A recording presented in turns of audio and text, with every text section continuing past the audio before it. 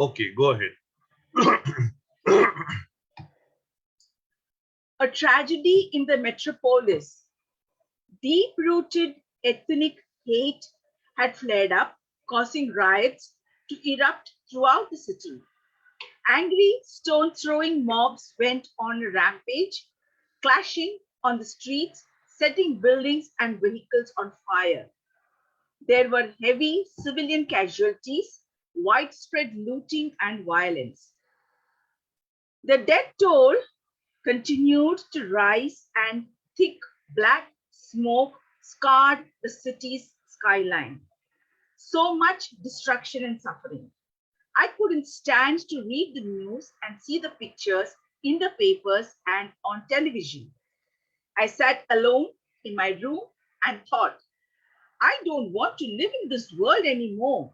I wish I could silently drown in the deepest darkness, for I can't bear to read or hear any more about such happenings.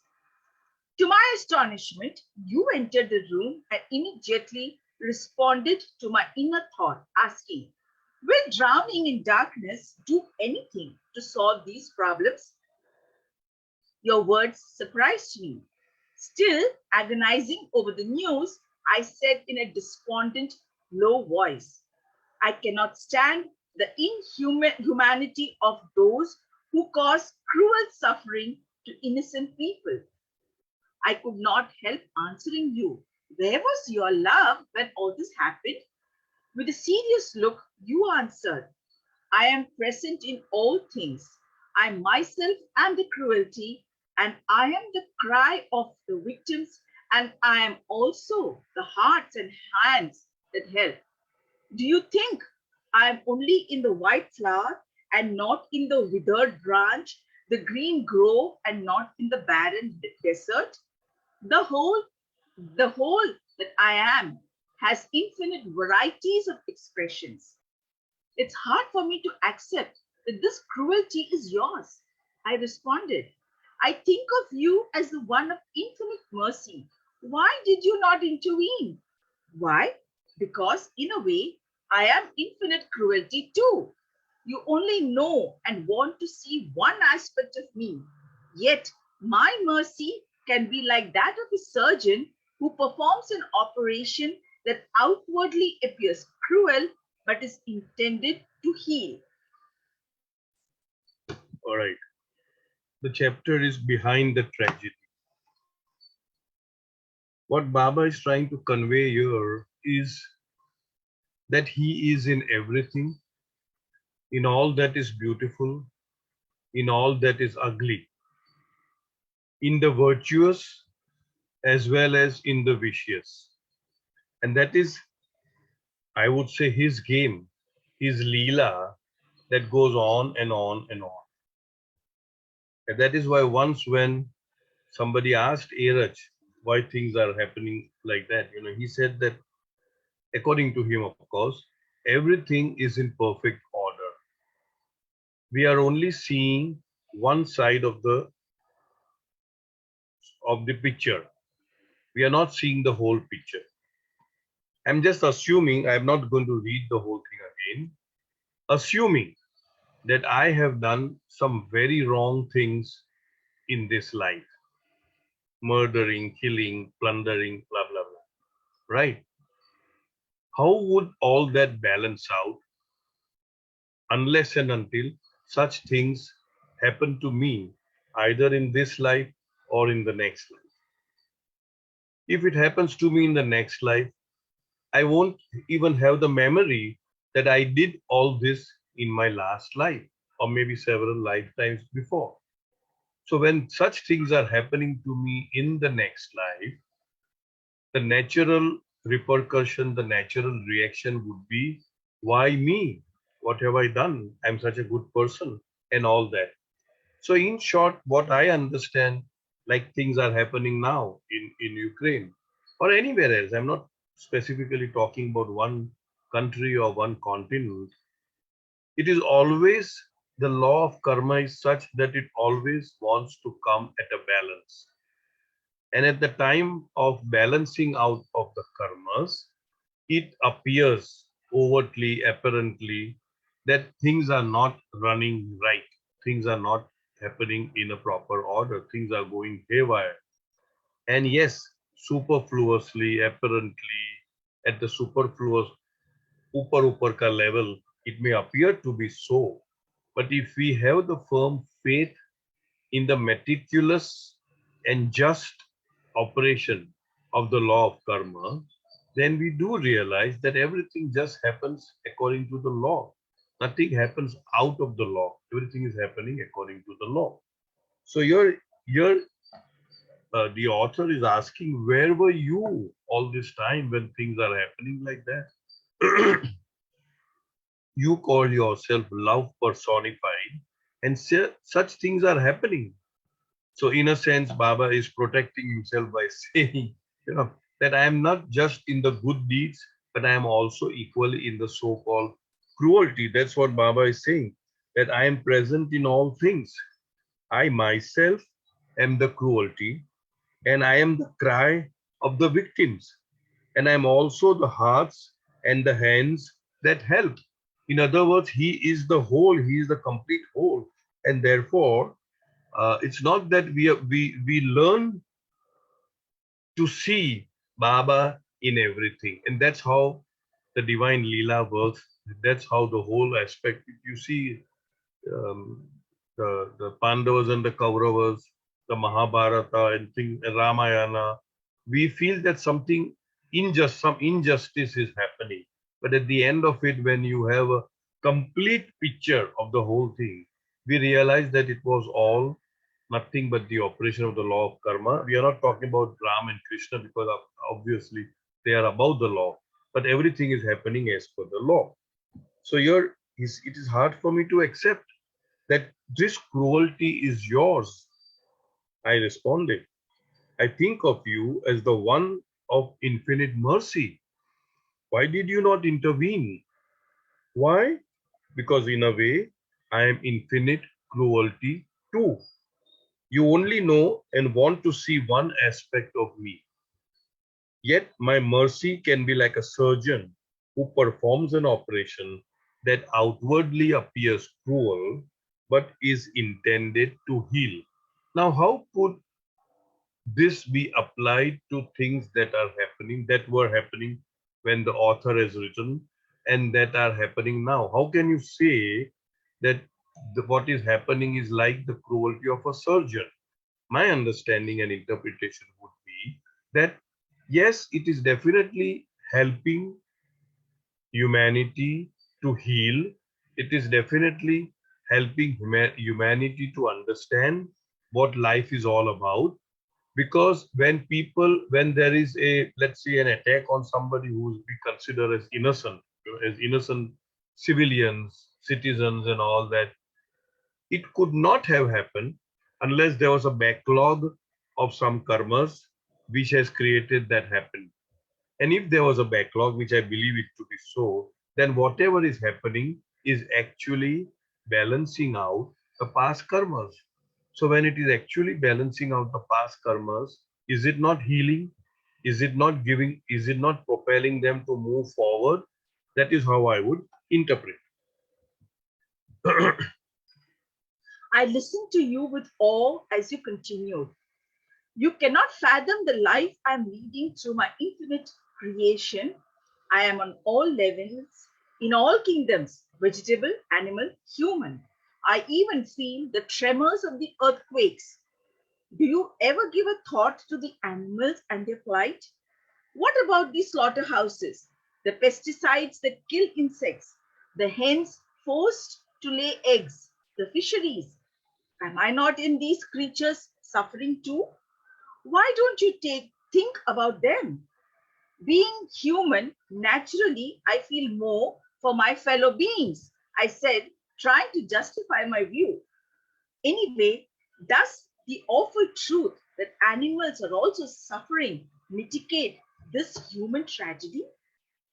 All these so called tragedies on the various levels of creation are meant to happen. I just can't seem to accept this with my heart, I said. Are they really necessary? Yes, They are a part of universal life, and life is a wheel of birth, growth, and death that continues until you are born in the eternal life. How will I ever understand this, your great game? Don't worry, I will see to that. You are trying to placate me. No, you replied. Then tell me, is human suffering a compulsory penance or a necessary nuisance? I asked, but then corrected myself. I really mean to ask if human suffering is a punishment resulting from one's past or a necessary part of your unfolding plan. Call it punishment or plan. It has its own significance. It is not a meaningless happening. A deeper silence within you holds the answer to your question. You replied. Beautiful. See, all life, let's okay. All life in illusion is a cycle. There is birth, there is growth, there is withering, there is death. Death. That means death of the physical form. There's no real death. Real death is quite different. We all know that, right? So that is a cycle. And at what level this cycle is operating almost like unendingly? It is operating in the domain of illusion. And why is it concurrently operating, going on and on and on, is to bring home a point that I am not the form, that I am not the body, that I am the Atma or the Atman or the soul or the self, which is immortal, which is immutable, in other words, it cannot be destroyed, which is eternal, always was, is, and ever will remain. The whole of this creation and everything in the creation has but one aim, and that is for us to realize that creation, including ourselves, is an illusion. And we won't know it unless and until there is a shaking. There has to be a shaking. And this shaking is birth and growth and withering and then death, birth and growth. And so it's a vicious circle. So very, very beautifully, the last line that Baba says, uh, a deeper silence within you. The author is asking several questions. Is it necessary? First of all, we all know that you are never punished for your deeds, but you are always punished by your deeds. In other words, there is no somebody extraneous or external person holding a whip in the hand and say, okay, you did this. Now I whip you so many times. This is your punishment for what you did. Nothing of that sort. You are never punished for your deeds. God is never there to punish. He's always loving. He's always compassionate. He's always forgiving. But you are punished by your deeds. And when the suffering comes, when the so-called punishment comes, it hinges upon how do we take it? How do we perceive it? What do we make out of it? If we are in the same rut of why me, poor me, then the whole aspect of suffering has lost its importance. It's gone because you have not learned anything from it. But if during this, because Baba himself said that suffering comes in order to root out suffering. Whenever suffering comes, any kind of suffering, if we realize that I wouldn't have got into this particular suffering had it not been a necessary step for my growth. It is necessary. And then you immediately, in a sense, don't pay much attention to the suffering, but you pay attention to the inner growth. What is this suffering trying to teach me? How do I overcome it? How do I come out of it? What lessons do I learn from it? And that can only come when we delve deep within ourselves to hear that sound, that voice, that whatever you call it, voice of God, conscience, whatever it is, what is it teaching me? So your Baba says, a deeper silence within you, within each one of us, holds the answer to your question. It holds the answer to your question. Is there anybody in this world who has never suffered ever? No. You see, The Mandali's life, just the other day I was talking to somebody. There was one Mandali called Kaka Baria. He had 7 heart attacks and so many operations. We know the example of Bauji. I think he had something like 20, 21 surgeries. We know of Mehra, Baba's beloved Mehra, who suffered a lot towards the end, in a sense suffered. But was there an oof of complaint? No. Eraj, for that matter, Eraj Jasawala. And when somebody asked Dr. Goher, who was a doctor in Baba's Mandali, a personal physician to Meher Baba, what sort of master you are having, what sort of Baba you are having. Every one of you in the Mandali, you are suffering. Of course, there was no complaint, mind you. And what a superb answer Dr. Goel gave. She said, "What are you talking about the Mandali?" She said, "Baba has not even spared himself. So where is the question of the Mandali not suffering? So suffering has its own purpose. It has its own importance. It has something to teach us, provided we take suffering in a spiritually matured way. We accept it in a very spiritually matured way. Otherwise, we are in that vicious circle of complaining and weeping and wailing and poor me, why me, and all that. Then the suffering has not served the purpose. The suffering comes in order for us to delve deep within ourselves so that we realize that all this suffering is only at the superfluous level of the body, of emotions, of mind. And all these things are illusory. So when you separate the illusory aspect, then there is a probability that we may be able to go deep within ourselves and in fact even accept suffering or enjoy suffering. There is a song, Nayi Zindagi Ka Tarana, the New Life song, where there's a mention about enjoyment of suffering. And Baba was asked, what is this enjoyment of suffering? And the example he gave was that when you feel like scratching, when you get an itch, you feel like scratching. And when you scratch, what happens? There is a combined feeling of aha, a very nice feeling of, a kind of a relief when you're scratching. But at the same time, there is extra suffering.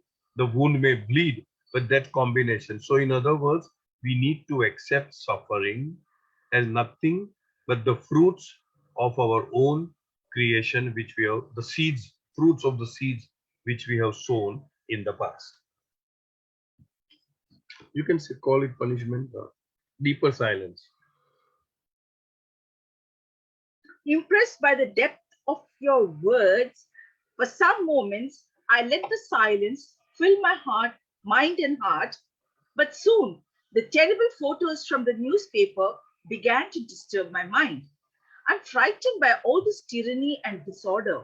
Where is the symphony of your love song? I question. This whole event is a great mystery and will remain so. But don't lose sleep over these things. Let go of your fear. Try to grasp their meaning to the extent that you can, but know that they are beyond understanding. Be aware of your limits. Act according to what you feel is truly good and correct in your heart. This is what you can do to play your part. In other words, in any situation, there is only this much you can do and not beyond.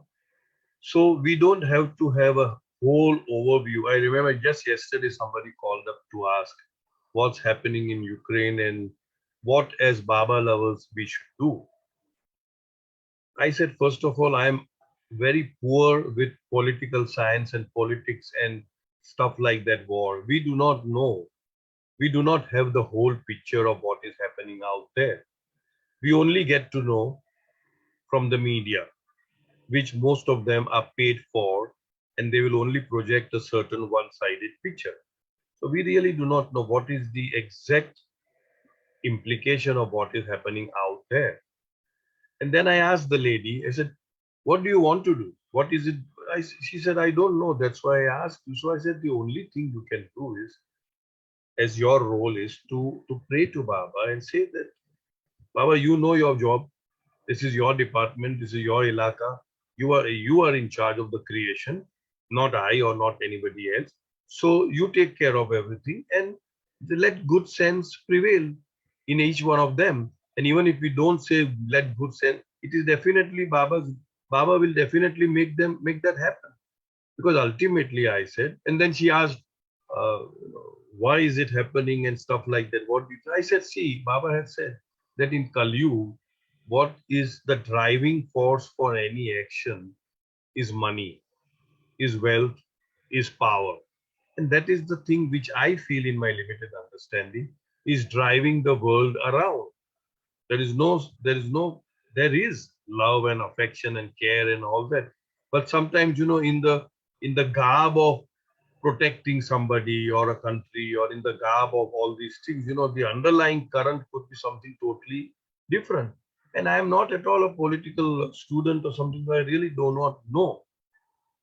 As Baba says here, all that you can do is try to understand as best as you can and play your role under the given set of circumstances as best as you can and leave the rest to Baba. So yeah, I'll come to it. 1 minute, Rakesh. So here Baba says very beautifully, try to grasp their meaning to the extent that you can. We cannot grasp the whole meaning of what is happening out there.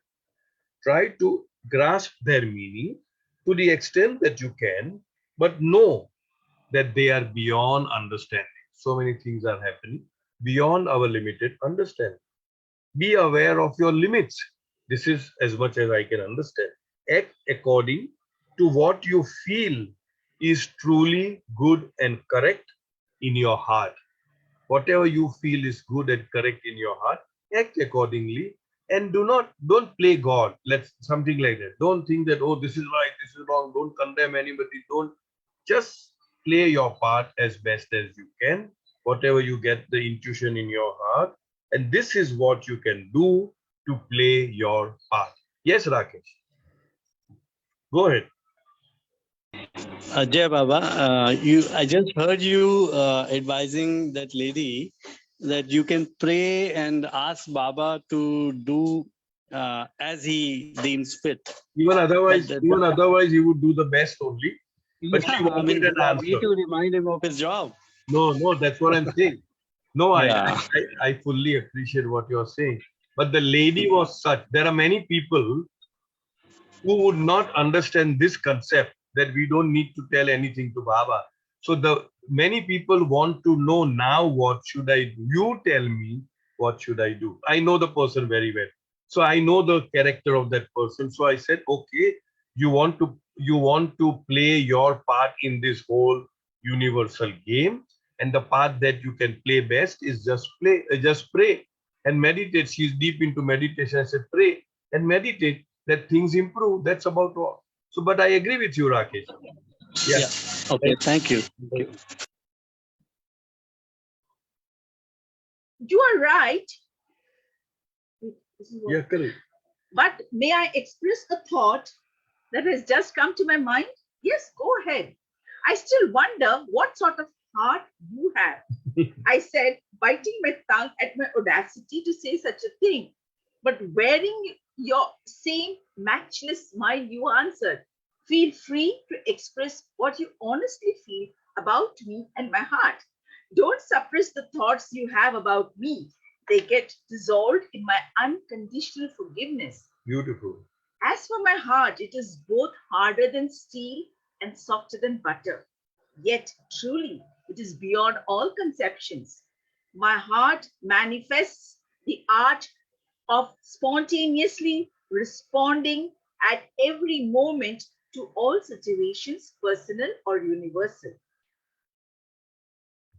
I am reminded of an episode where once Baba was traveling in a train and the train was at a station and something happened. I think the train began it started running and somebody wanted to board it or get down from it and he went into the track, and very gravely injured. And obviously the train came at a grinding halt. And the Mandli were there. So Mandli went out and saw that the man he was very much badly injured, in short, inside the track, inside the train, platform. And just then Baba asked one of the Mandli, I don't remember the name, to bring some food for Baba. And this Mandli is thinking that Baba calls himself, the epitome of love and compassion and all that. Here that man is dying, almost dying, or Baba wants to have food just now. What sort of God is this? But obviously the Mandli cannot disobey. So the food was brought, absolutely unconcerned about all the hubbub that was happening around near the same compartment where Baba was sitting, absolutely at ease and at peace. He was having his food, you know. And there was a lot of garbad happening out there in the compartment and out on the station and all that. And after some time, Baba tells one of the other Mandli, go and see what has happened to that man. Just see whether he's okay. And he appeared to be okay. He was standing on his own 2 feet. He did not seem to have been much injured. Means he was obviously very much shaken up. There's no doubt about it. And so it was okay. And then he got into the train, or I don't know whether he was supposed to get down. Things happened. It was at that time that Baba said that do not try to judge my actions by your limited understanding of things. And then Baba said that while I was eating this food, I was passing on the energy to that man to get well immediately and walk out. So some of these instances are such that we really, here Baba is using the word, we cannot understand. What is it? Okay. As for my heart, it is both harder than steel and softer than butter, yet truly it is beyond all conceptions. We cannot understand beyond conception, beyond understanding, beyond you cannot conceive it, you cannot understand it. I don't understand this. You don't understand because you yourself are your own veil. Intrigued, I asked, what do you mean? Your identification with your form and its distinction from other forms is the way created and nourished by being in the domain of duality. Well, I live in duality. So, what can I do about it? Stop trying to reach for what is beyond you in your present state. In duality, I am manifest in everything. But how I manifest is beyond your comprehension because you do not experience the oneness of all life. I think that is the real tragedy, I interjected. Without paying any attention to my comment, you went on. Try to remain in my silent, loving remembrance. This is the remedy for the malady of mind, whose very source is duality. It will help you change your perspective and your way of living to become more resigned to my will. Then I shall kindle the light of awakening that dispels the darkness of ignorance. This is very beautiful. So I'll just read the last paragraph. Where is it? Okay. All right, I'll start from here. So the issue or the problem with all of us is that we identify ourselves with the form as distinct and different from other forms, which Baba says is nothing but the operation of Maya, which creates this particular duality. So here, well, I live in duality. So what can I do about it? Stop trying to reach for what is beyond you in your present state. In other words, we've been doing this not directly connected with what we are reading, but God give me the serenity to accept the things I cannot change, the courage to change the things I can, and the wisdom to know the difference. So once we have that, what wisdom, wiseness, I cannot do anything about it except to pray, except to think good about the others, and be within the so-called limits of what I consider myself to be. So your Baba says, stop trying to reach for what is beyond you in your present state. Means we always, I used to say this in our "Te amcha section nahi."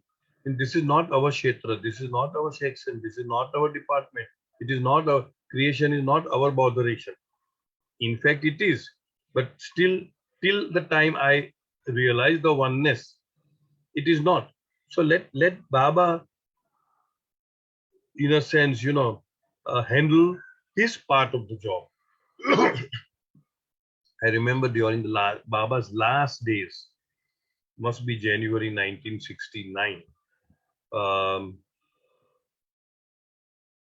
that Hathidaru was what? Rustam and the son was? Rustam. Manek Hathidaru. Manek Hathidaru is the one who set the tune of Baba's Aarti, Adi Sachetan. So I'm not going deep into that. So Manek would go to Baba and give a tune, and Baba said, "No, I don't like it," and all that.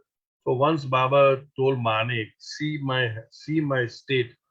I'm God, but I am so helpless. I can't even get up of my own accord. I need support and help from others. See, poor me, something like that. Baba said. And Manek said very bluntly, don't tell me all these things. Don't tell me. It is all your fault only. It is your fault only. You are God. Don't tell me all these things. Then Baba had a hearty laugh and he called some of the Mandali who were staying there. See, you people have been staying with me for ages now, for so many decades.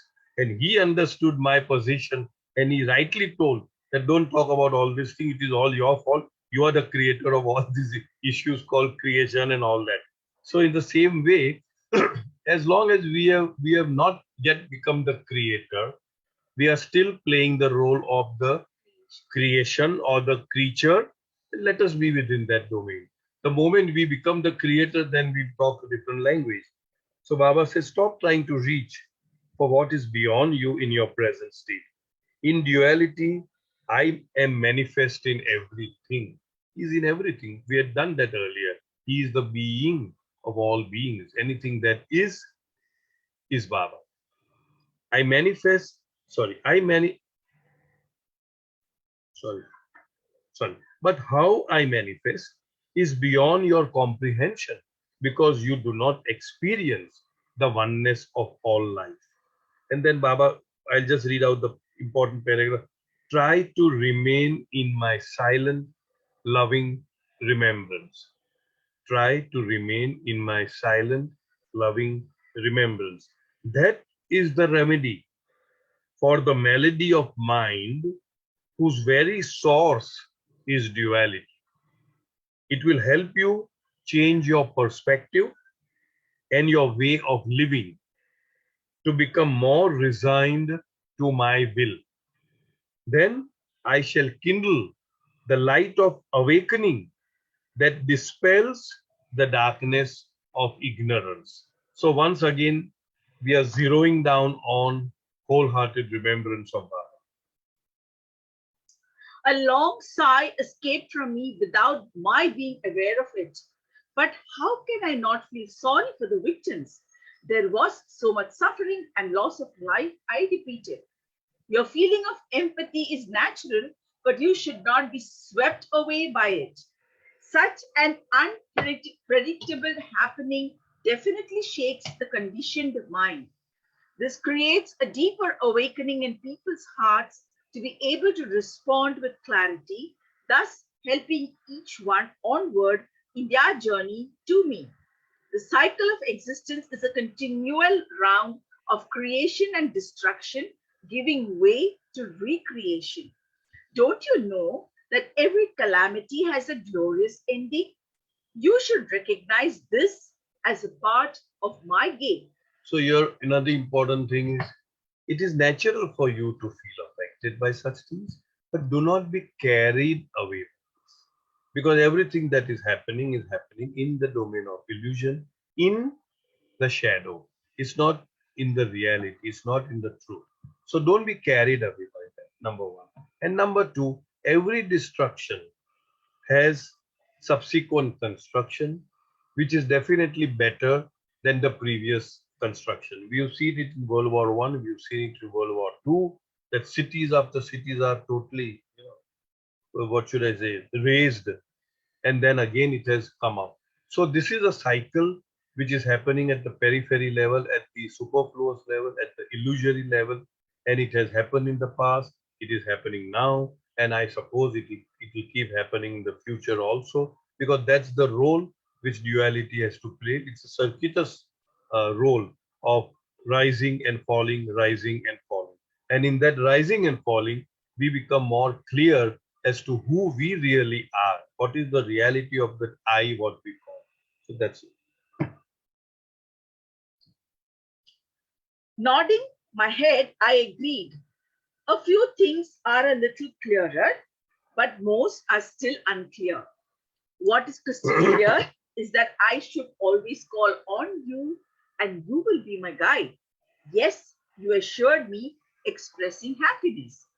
Remembrance of me will provide a real support for you. Feeling encouraged, I said, the smiling, silent remembrance of you and your words of insight will relieve me and lift the burden weighing on me. It will help me to lead an honest, balanced life that will be pleasing to you. You did look pleased as you took your leave, and I gazed after you with wide eyes in wonder and amazement. You had come, you had gone, perhaps in a flicker of an eye or the snap of a finger. Your creation is an incomprehensible paradox. In silence, I wholeheartedly beseeched your guidance as a few tears softly rolled down my cheeks. Just then, the wind began to blow forcefully outside, causing two tall trees nearby to sway violently, their branches slamming against each other. Suddenly, a lightning bolt flashed across the sky and it began to rain. Big drops pelted down on the roof as thunder rolled overhead. I felt you were sympathizing with my agony. After a while, little while, the wind became gentle, the trees became peaceful, and the rain stopped. Sunlight broke through the clouds, shining on the house and the trees, calming me and uplifting my spirit. I went to the window where I could see a magnificent, vivid rainbow arching across the sky. I took it as a sign of your message that every calamity has a sweet ending. As I watched in wonderment, a flock of birds flew over my house chirping. I felt they were singing to me, wait and see, wait and see. In my series of conversations with the Awakener, what I have shared is an attempt to convey the deeper feelings felt in my heart, although inadequately expressed through words. This particular conversation behind the tragedy is the one I had with the Awakener, whoever resides in my heart. In response to the inward and outward reverberations that followed the events of September 11, 2001 in America. Many people must have had their own experiences and reactions regarding these events. This is my personal reflection, which may provide an opportunity for the readers to find their own relationship with the one residing in their hearts. Bal Natu, February 7, 2002. So now we know that this thought process was triggered by the 9/11 episode of the Twin Towers. And what we get to know here from this particular chapter is there are things which are beyond our control. They happen because of the operation of certain laws which nobody can conceive of, nobody can understand. And all that we can do is have a balanced attitude towards everything, knowing full well that it is happening in the domain of illusion. It is happening, it is not happening in reality. It is happening in the domain of the shadow. It's something like if I'm walking on the road in a bright sunlight, with sunlight slant rays, I have a shadow. And let's say somebody just, spits on my shadow, or somebody kicks my shadow, or somebody, dirties my shadow, or whatever, or puts a X over my shadow. Is it really happening to me? No, it's only happening to my shadow. You see, so that is the difference between I and my shadow. So that is the difference between the creator and his creation. That is the difference between the truth or the reality and the illusion. But why do we feel affected? Why do we feel saddened? Why do we tremor? Why do we shake? Why do we get upset? Why do we cry and weep and all that? Again, one answer for that, according to my understanding, is illusion. Illusion would mean, I would say, our attachment to our form and our attachment to other forms. It is the attachment that creates these suffering. Once the attachment is removed and proper understanding is ingrained within us, like Baba has said in one of the messages, that you cry over your, let's say, lost wife or son or whatever, brother, sister, whosoever. But over the long period of the evolution, the evolutionary period and the reincarnation period, you have had thousands of wives and husbands and millions of, so many things. How many times have you cried and still you have not learned the lesson that that is attachment that makes you cry, that makes you weep? I remember an instant, this could be in 1956 when Baba went abroad and he was traveling in a car, Manhattan, huge buildings, huge, we know all that, 60 floors, 70 floors. And Baba, Erach was there, Baba was there, and Baba gestured that such buildings, such huge buildings are there, one fine day, they will all come down like a pack of cards. If you remember when we were children, we would make a kind of a building out of cards, very daintily and very delicately arranging the cards, and just one foo or just one tap, and the entire whatever we have constructed falls down. Baba had not predicted, I wouldn't say, because there's no question of Baba predicting. He indicated that all these huge skyscrapers, they will come down like this. And when this 9/11 happened, somebody did make a reference that Baba had already indicated that they will come down like a pack of cards. So obviously, I would look at it this way, that it was all predestined, it was all in the game of the divine plan, what we call as the divine plan. Or as Baba had said, Rakesh had asked me a question, Rakesh Gupta, about divine plan, and I said, well, all I know about this, all I know about the divine plan is Baba has said this in this way, that the divine plan is that there is no plan. So I don't know what it means. What could be the meaning of it? Maybe what it means is that every single moment of life, things, the samskaric patterns, the samskaric mold keep changing, and the plan keeps on changing all the time based on our so-called free will or free choice, because we are also co-creators of what is happening not only in our life but also in creation. So is I had asked, I told Rakesh that I'll stop by 6:15. If anybody has any questions, you may ask. You are supposed to switch on the Dhuni screen, because Live stream. the Dhuni live streaming of Dhuni. If it has not started, then I'll take 2 more minutes. Today at 9:30 in the evening, late evening, we are having it's a private program of celebrating and remembering Nan Ulrigger, who passed over on 22nd of February. So if people want to join in, we have the link, the Zoom link, and it will be live streamed on YouTube. So if anybody is interested, you can ask for the link either from me or from Rakesh Acharya. And if you're interested, you can join it. Any questions? Is Rakesh there?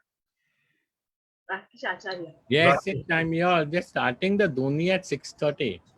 Oh, you Yeah, should I have. took your time. Yeah, I just saw. I saw the time, but I couldn't interrupt you in the middle. Just No, starting you at could have done 6:30. that. Then I would have elongated the chapter. Anyway, never mind, never mind. I don't want to go into another chapter. If anybody has anything to share, anything to ask, anything to tell, most welcome. Otherwise, I would just very briskly go through certain areas of Baba's explanation, which I've already done. In fact, I did not go deep into this particular chapter for a simple reason that I thought I need to close at 6:15. But never mind. Nobody has anything to say. Am I right? All right. So now let me see.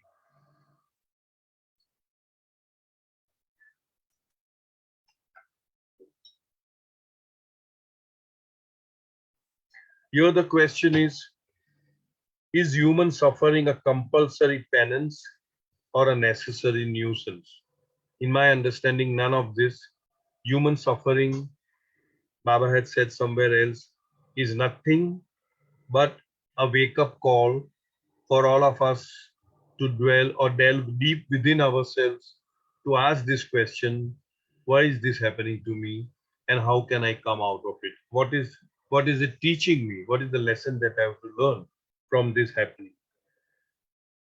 I really mean to ask if human suffering is a punishment resulting from one's past or a necessary part of your unfolding plan. We have done this again and again, that human suffering is nothing but the result of our past actions. No suffering can come to anyone if that particular soul does not need that suffering. That means there can be no fruit without the seed being sown. There can be no smoke without the fire being done. So in other words, what we are experiencing as suffering is nothing but the harvesting of the very seeds which we have sown in the past. And at the time of harvesting, our mood, our mental makeup is such that I don't blame anybody, that I accept it with grace, that I accept it with spiritual maturity as to what am I going to learn from this, how am I going to overcome this. Then that very suffering becomes a springboard for me to move at a different level. We've done this before, but I'm just repeating it. All right. Then Baba says, where he's asking, where is the symphony of your love song? You are projecting yourself as love personified. Baba, he's telling Baba, in a sense, you are saying that there's nothing but love, and I am love personified. Then why all this suffering? The answer to this would be, like he very beautifully said, that if there is a problem in the physical form, right, then what would the doctor do? Out of doctor's love for the patient, he has to cut him open and remove all the garbage which is there in the body, isn't it? Yes. So the doctor's action of surgery may be misunderstood as a sort of cruelty, but actually at the end of it, in the mind of the doctor, it is to remove all the negativity, all the kachra, all the garbage. In the same way, when things happen in a natural course, I mean, I'm always talking on the negative part. When negative things happen in a natural course, what would Baba do? He would be a witness to what is happening to us. Like why he would be a witness? Why would he not just come to our assistance and just give us a paracetamol to say, oh, now you're feeling better? Because that will not address the cause. That will not cure the patient. That will only give a temporary relief which is only a symptomatic relief to the patient. And symptomatic relief means that again the issue will recur because the cause of the issue has not been addressed. So when Baba is, let's say, not coming, so-called not coming to our rescue, why does he do that? Because he wants things to happen in the natural course. He wants the source of the problem, the source of the suffering to burn itself up so that there is no further suffering in the same manner. We all know about Dhan Sattha. We had referred to her earlier. She comes from Sattha family, Ahmednagar, very close to Baba. Baba very close to the family. She was paraplegic.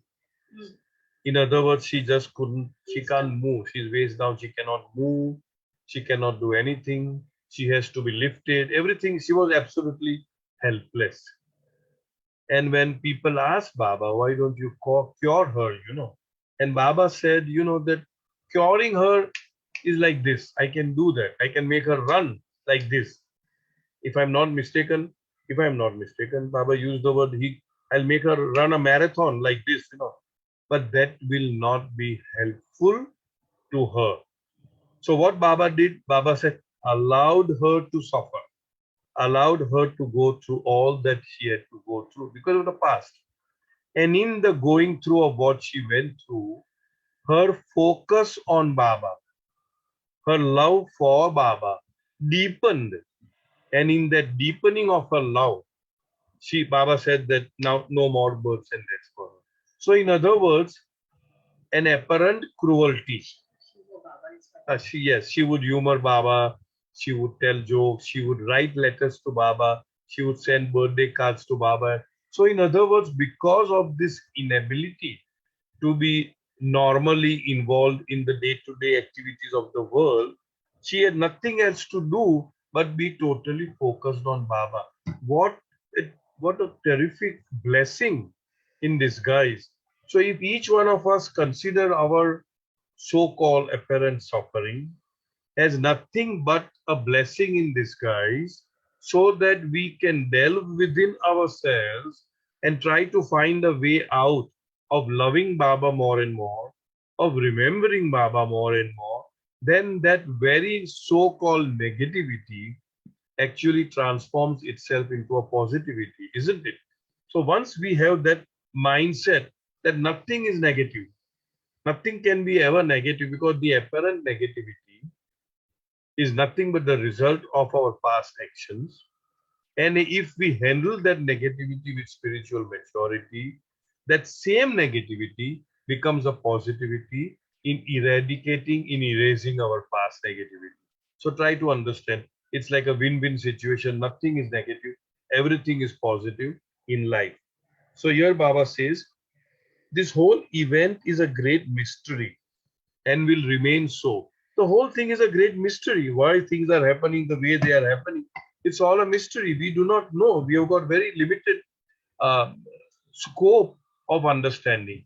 We only see one part of the jigsaw puzzle, and we make our own judgment, evaluation about that. We are not having the whole picture at all, whether it is country to country, whether it is continent to continent, whether it is any caste or creed or religion or whatever it is. We have just been fed by media and through our own means of context, a very limited aspect of what is happening out there. But if we were to have an entire picture, then we would realize, as Erat said, and as Baba also said many times, that everything is in perfect order. Everything is happening according to how it is supposed to happen in the larger context. And once we know that, then by and large, yes, being a limited human being, living in the domain of illusion in duality, we do feel affected. We do feel shaken up. And Baba says that is natural.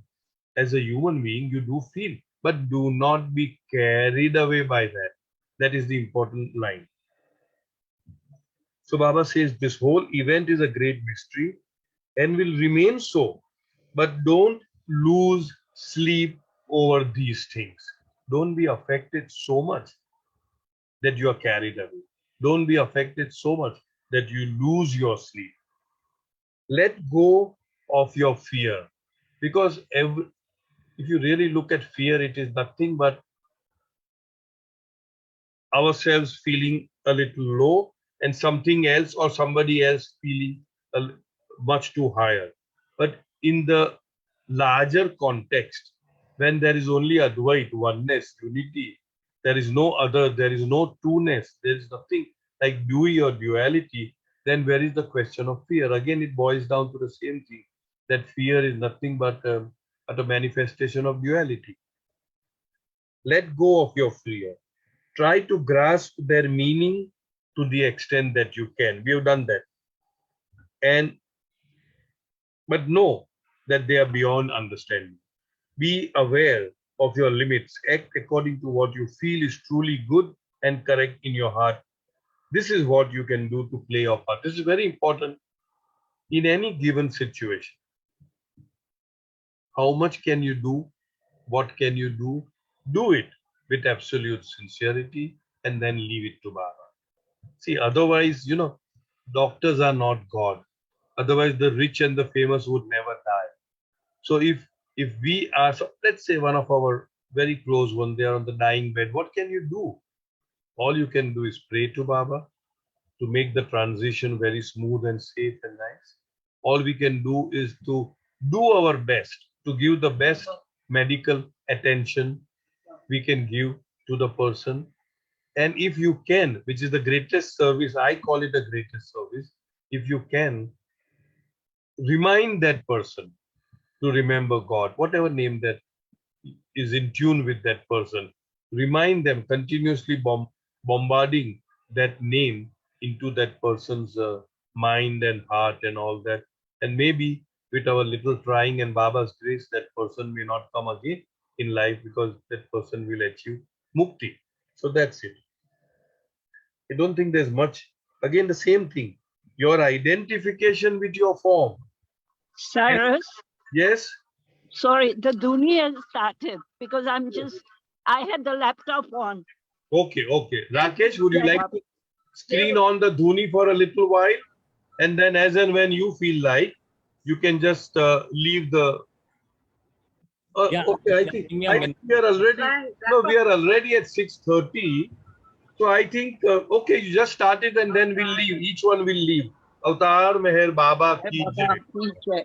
Thank you, you. Parent. Thank you, Oh, Parent. thank you. And Jai I think Baba. Rakesh also would be busy now. So if anybody wants to attend the Dhuni directly on their own, please feel free to do that. We are moving out now, okay? Jai Baba. Jai Jai Baba. Baba. Avatar Thank you. Meher Baba ki jai. Baba, Jai. Jai. Jai Baba. Jai Baba.